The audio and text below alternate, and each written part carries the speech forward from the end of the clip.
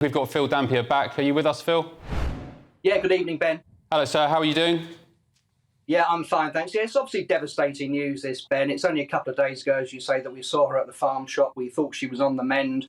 We thought we were possibly going to see her at Easter. Now we might not see her for several months. So it is very, very worrying. But there's been this extraordinary outpouring of support, love and support for her all over the nation, in fact, all over the world, I think. Let's hope this shuts up the conspiracy theorists. I'm not sure that it will, but I think certainly the mainstream media will try and give her the time and space that she needs to heal. Unfortunately, I mean, we have to say that I don't like using the word crisis, but this is a bit of a crisis now for the royal family because we've got her out of action and we've got the king out of action. So it's a very, very tough time for them. Can I ask you, Phil, I often describe you to colleagues here at GB News and my friends back home that you are one of the very few in the know royal journalists. Did you know of how severe Catherine's situation was prior to tonight? No, it was a complete bolt from the blue, actually. I mean, I take it at face value that what she said is true, that she didn't have cancer diagnosed when they first told us about her operation a couple of months ago. I believe that. I don't believe the conspiracy theorists that they've been hiding this, and I think it's something that's emerged recently. Now they've got to deal with it, but it has come as a total bolt out of the blue.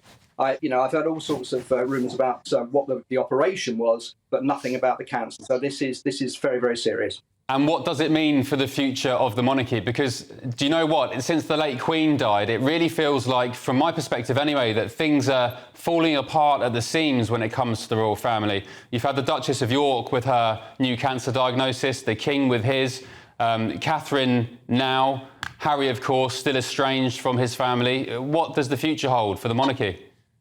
Yeah, well, we've got this slimmed down monarchy by default, haven't we? Because of Prince Andrew being in disgrace and because of Harry and Meghan moving to California and dropping out. So we already had a slimmed down monarchy, and now we've lost two of the main players. And it was going to be a very, very busy year. The King and Queen were going to go to the Commonwealth Heads of Government Conference in Samoa and then possibly on to Australia and New Zealand. That is all now possibly on the back burner. Kate and William might have been expected to step in for them if they couldn't have done it. And now that's looking unlikely. So it's a very, very difficult situation, and we'll just have to take each week as it comes, each month as it comes, and hope that they both recover soon. Can I ask you what you think William will be thinking right now? Because he, of course, with his brother, lost his mother at a young age. Arguably, he lost then his brother as well through the chaos that's ensued with Meghan. Then his father was diagnosed with cancer, and now his wife. Will he have been looking at his own children and thinking, goodness me, I don't want them to go through what I went through as a child? Well, his main priority has always been to protect Kate and to protect his children. I mean, I never actually thought that William wanted to be king. I think when he was younger, he really didn't want the job, but he's matured so much over the last 10 years, and I think he's ready to step up to it. I don't think he wants to let his grandmother, the late Queen, down. But there's a hell of a lot of weight on his shoulders now. He got a bit of stick, of course, a couple of weeks ago when he pulled out of the memorial service for King Constantine of Greece. I think that was a shame that he couldn't tell us what it was, but it now seems it might have been the day that he found out about Kate's cancer diagnosis. So that obviously was a very good excuse and the personal matter that he was so concerned about. And who's running the firm now, Phil? Is it Queen Camilla? Well, Queen Camilla, no, it's very much a joint effort. The King will still be running things. He's well enough to make decisions. The Queen's done a fantastic job, I think. She's been out and about and she's done a great job. But she's in her mid-70s and she wasn't born to this. She's having to pick it up. I think she's done a fantastic job.